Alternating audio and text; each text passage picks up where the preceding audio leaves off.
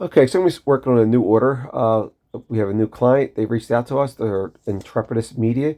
They are a podcast site. They're on all the platforms, social media platforms, and I'll link their their links in the description below. So yeah, Intrepidus Media. They're like I said, they're an entrepreneurship and business related, and also like self help and seems just a positive encouragement type platform, which was pretty cool. And Intrepidus is a cool name since in Latin it means fearless, essentially, which is cool because I can speak a Latin a little bit. So I like the name. So that alone kind of drew me in. So this order we're going to be doing one coffee table and two end tables to start, and the coffee table is going to be about 37 by 21 by 18, and the end tables are going to be 20 by 20 by 24, and they're all going to be built with poplar. As you can see here, I'm milling this poplar up, and I'm going to keep it pretty standard mill up. We're going to cut the rough length with the jigsaw or the miter saw. Then we're going to run through the jointer to get a straight edge at least, and then we're going to run through the table saw to get a rough thickness. And I like to start with the legs, as you can see here, and we're going to cut to the final length on the miter saw. So I like to start with the legs for my tables because that way I know I can get my exact measurements for my stretchers and aprons. Even though I kind of have them on drawings, but when you start milling things up, sometimes the measurements can change slightly. Typically they don't, but it's just to be on the safe side. So I like to get the legs laid out first. As you can see, we'll run through the planer, and now we'll give. Eventually, we can measure everything out and get the exact measurements for the stretchers and aprons, which was going to be about 30 by 14. So 30 inches for the front and back and 14 inches for the sides, which will average out to what we need. Okay, so let's measure these out.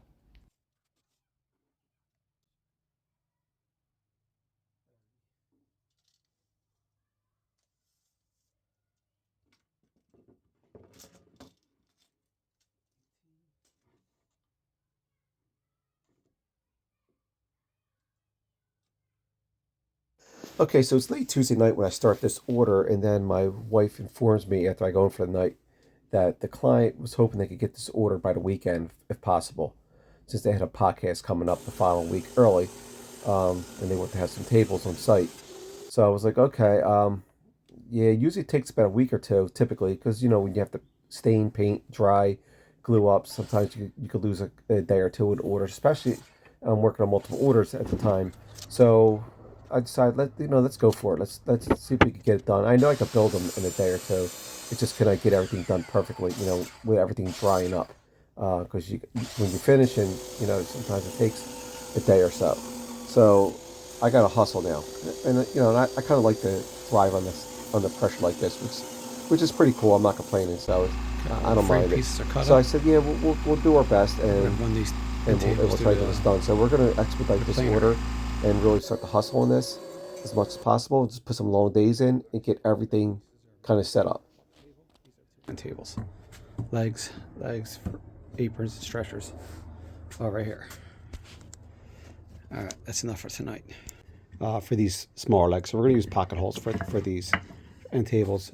I could go with a smaller domino, but it's just cutting it too close, and I'm just gonna go with the pocket screws for this. And it's more realistic. Uh, my videos try to cater to you know, immediate or lower level woodworkers, especially younger people trying to get into it. So it's more like educational. So we'll do both. We're gonna do a combination. And domino's not really a realistic joinery for especially a newer woodworker. So we'll do it for this for the coffee table. I just like the way it builds better. But for the end tables, we're gonna use pocket screws.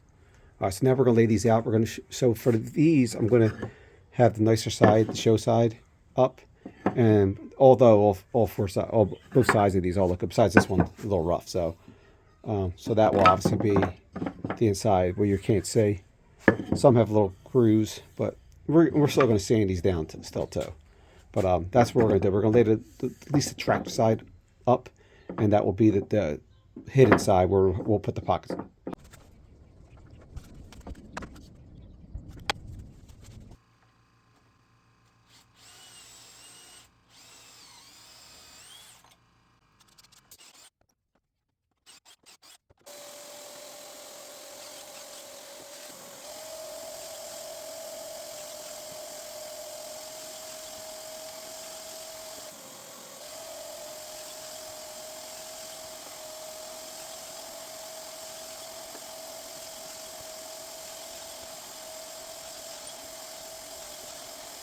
Because you don't need the Foreman, the real expensive unit, or even this KPHJ 720. This is, you know, about 120 bucks. You probably get a little cheaper now, I don't know, 130. Depending on the kit you get with the clamp. You don't need this. You can absolutely use one of these little small guys. These are like, I think this kit here, I think was like 40 bucks with the clamp, or 40 bucks. So you could absolutely just use something like this too.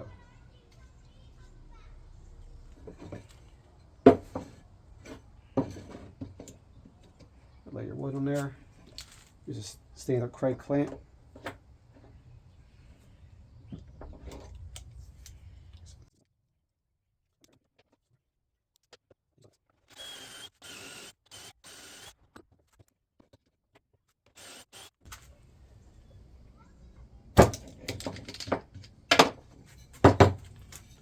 Same concept.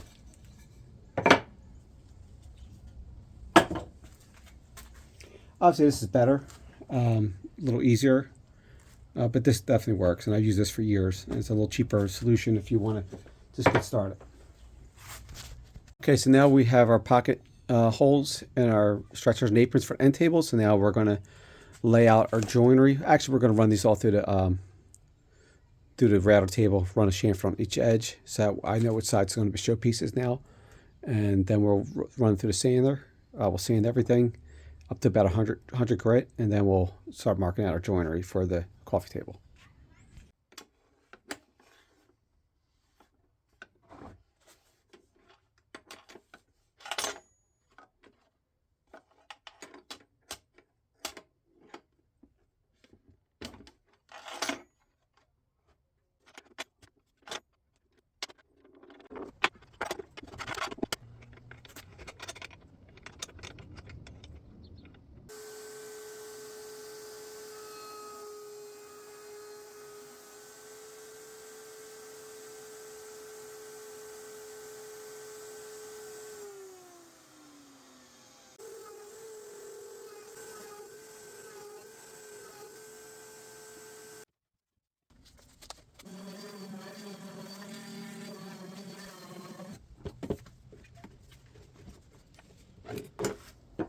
Our mortises.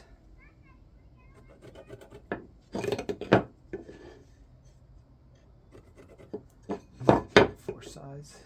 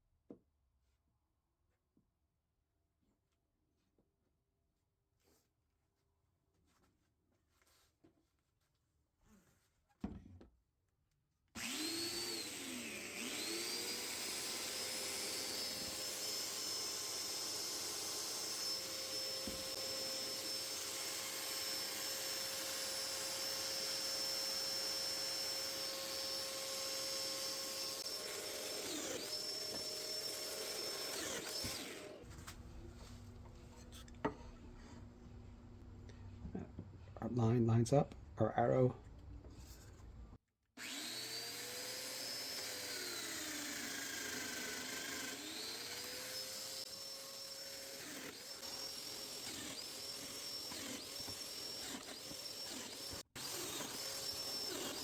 Let's do a quick dry fit.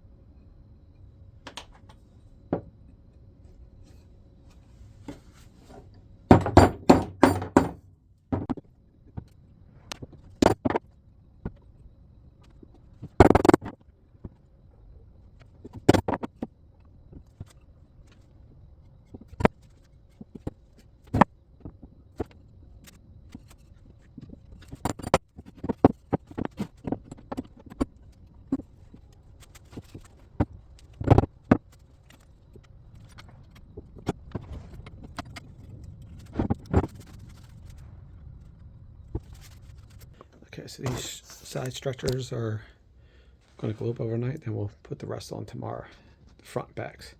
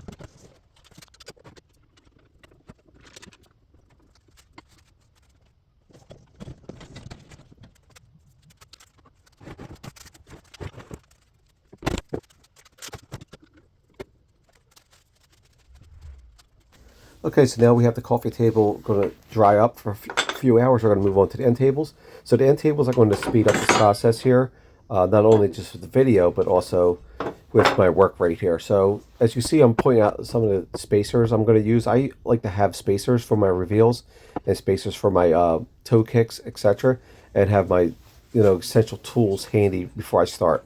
So what you're going to need when you're doing pocket screws, obviously, you're going to need, if you have reveals, you're going to need spacers or jigs just to keep everything consistent. You need a square, in my opinion. You need a good clamp or clamps, depending on if you want to put downward pressure and side pressure. Obviously, glue your screws and an impact driver. And I like to have a little mallet, so just to be able to tap everything in place as you're clamping everything up. You want to keep everything nice and straight and square. So that's what we're going to do here. So we're going to speed through this process, try to get these tables assembled, at least the sides for both the end tables, and then we'll finish up the other stuff. So when you're busy like this, you got to kind of multitask, and that's multitasking much. But when you're one thing's drying, you're going to move on to the next step. So you're constantly keep moving to get stuff done, because obviously you can't control glue drying time. So sometimes you have to give it a few hours, but in that time you could use it well, and get other things done. So that's what we're going to do. We're going to, while things are drying up, we're going to move on to like cutting up other lumber for the upside down V's and setting up our tops and bottom shelves and just getting other stuff milled up. So let's go.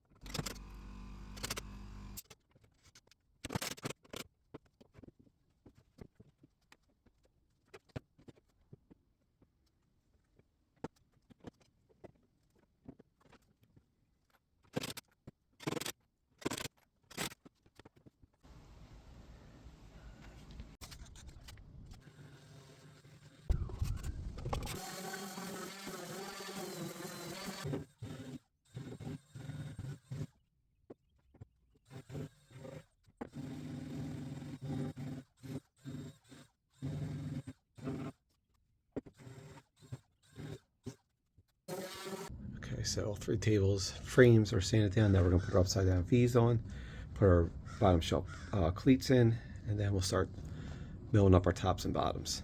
And then a lot more sand in, clean up.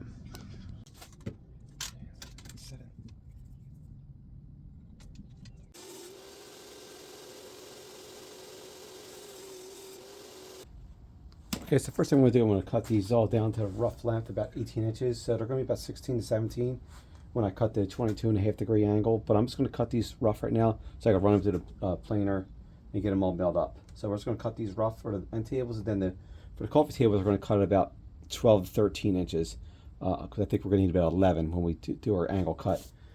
So we're just going to lay these out, just get rough cuts right now, and then we'll run them to the planer.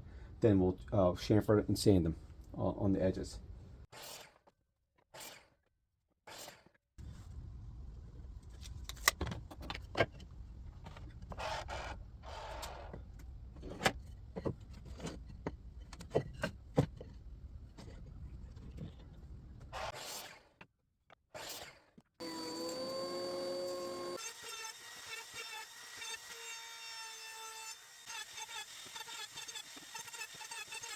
I know the rough length of this. It's going to be about 17 inches. So what I'm going to do is, I know my angle is about 22.5 degrees. So I'm going to set my saw here to about 22.5. So I'm going to cut my angle here on one end, and then I'll take it over to the table. Then I'll mark out the other side. That will give my exact length. So now I have this angle here. And I'll take it over to the table. Pan it out a little bit here so you can see better. So I'll take this and a pencil and I'll mark my exact angle. Now I'd like to have about a 1/2 inch gap in between each one, so I have a little room to work. So I want to be about here. So if you can see that, so I'm going to make my cut there.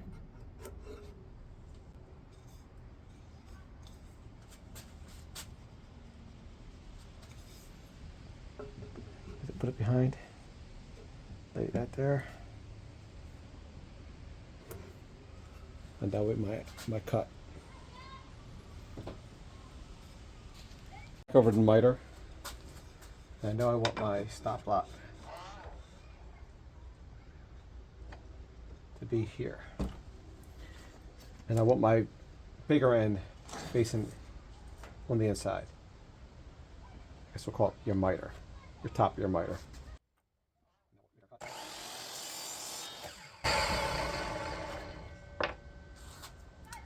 Take it over to the table. And sometimes it sneak up on this, so it's not always 100% perfect. And that's pretty good.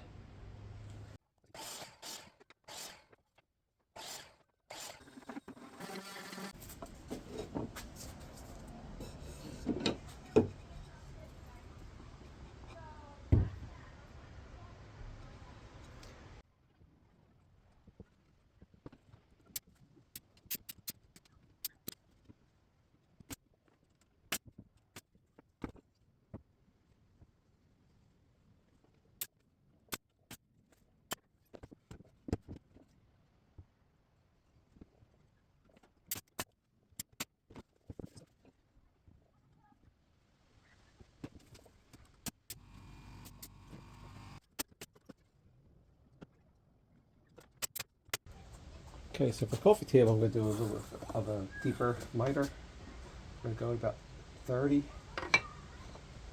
Try to get our one end.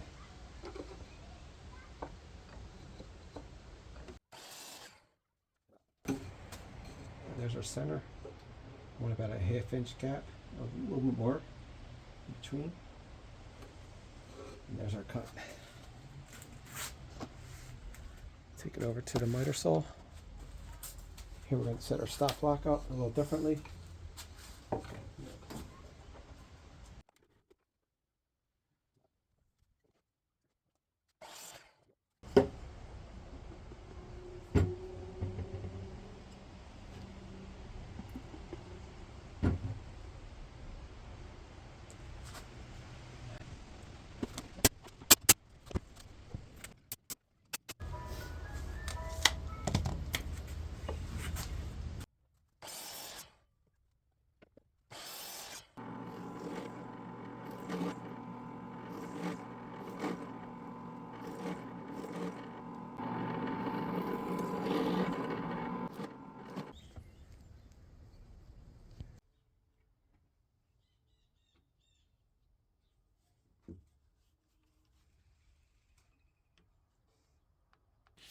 So I'm just kind of finishing dressing up this coffee table. So I like to put little corner brackets in the bottoms and the tops of all four corners. The bottom ones are going to be obviously a little thinner since we're going to be putting a shelf on top, so we don't have that much real estate to put a thicker one in. So we're just using these to help strengthen the coffee table and also help square them up also. So that's why we just pre-drilled, and then we're just going to screw these in with some trim head screws. Um, and that just, like I said, it just helps make the table a little stronger. So now we're going to start with our bottom cleats, and these cleats are what I install to help hold the shelves in. So we just put these shelves cleats in, and that way we can lay the wood right on top of them on the end tables and the coffee table. Same concept. And I like to just use some brad nails and some little trim head screws to hold these in to keep them strong. Hold any weight that they may put on the bottom of these shelves.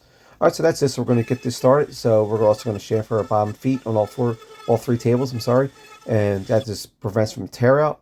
And really, we're kind of moving pretty quick now. This is all one day so far, so we pretty much have these three tables pretty much dressed out and ready to go.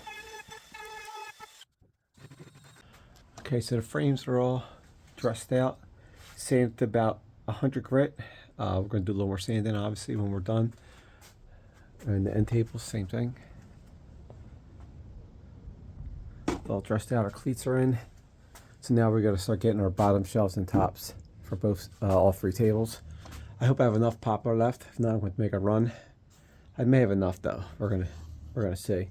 So we gotta get these bottom shelves in. This is what I'm worried about. This coffee table is where I need the most wood, obviously. So let's start getting that wood set up and build up. See what we got. Okay, so the mill process is pretty much the same. It's kind of repetitive. Cut the rough length, run through the table saw, miter saw, jointer, get a straight edge, and then the planer get the final thickness. And we want no seams when we are setting these tables up, which is luckily I didn't have to make a run. If I had to make a run to get more lumber, that would have been bad. So let's go. We're going to get our tables top laid out, make sure we have no seams for a glue up. So when we laminate this, I don't want any gaps. So here we're going to start setting up for our biscuits. We're going to use biscuits and glue for our lamination, and that's what we're setting up now. And we're still all the same day. Let's go. So we're getting a lot done today.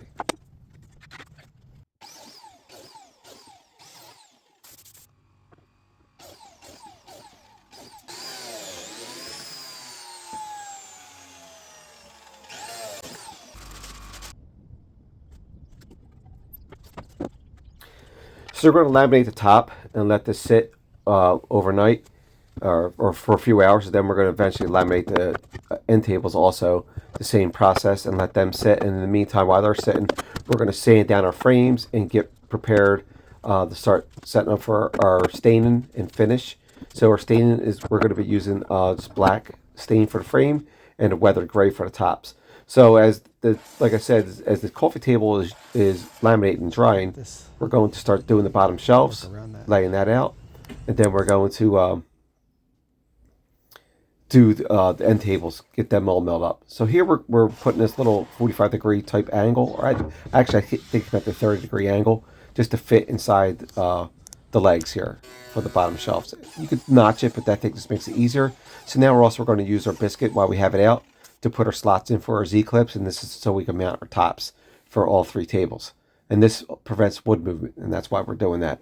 So I try to keep the same standards. Even though I'm rushing, I'm not cutting any corners, which is important. I need to be able to do this correctly and make sure that the quality is still 100%, And I know it's hard to do that woodworking because wood's not always 100%, but you want to make it as perfect as possible. So now we're going to, like I said, we're juggling around here. So while the coffee table is drying, we're going to laminate the end tables and move on to the bottom shelves. So we're constantly moving to get stuff done.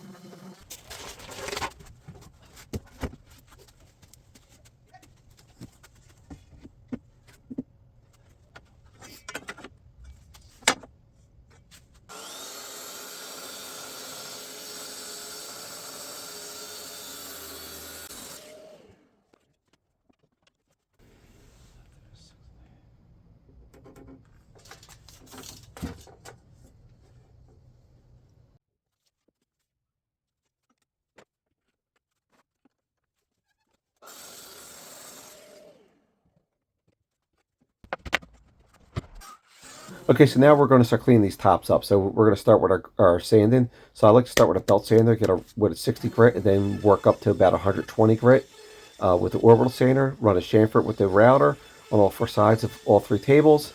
Just give a nice little 45-degree angle to soften the edges, and then we're going to sand up to about 220 grit here. And then we're going to do the same thing for all three tabletops as we're juggling around here. So then we're going to sand the frame down a little bit more, get that to about 150 grit, and pretty much now these tables are pretty much built. At least the coffee table is pretty much done, ready for finish. So now we're going to finish up the end tables. So we're going to move kind of quick here. This is going to be a real busy day because we have to get these out.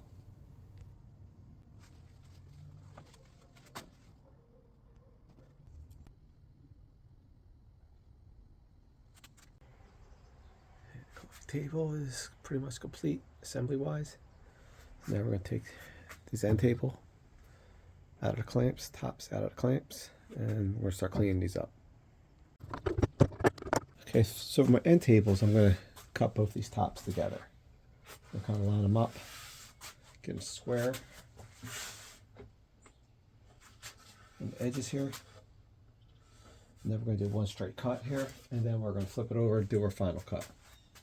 So we're going to use the track saw for this. We'll set it to the maximum depth cut, and then we'll cut it.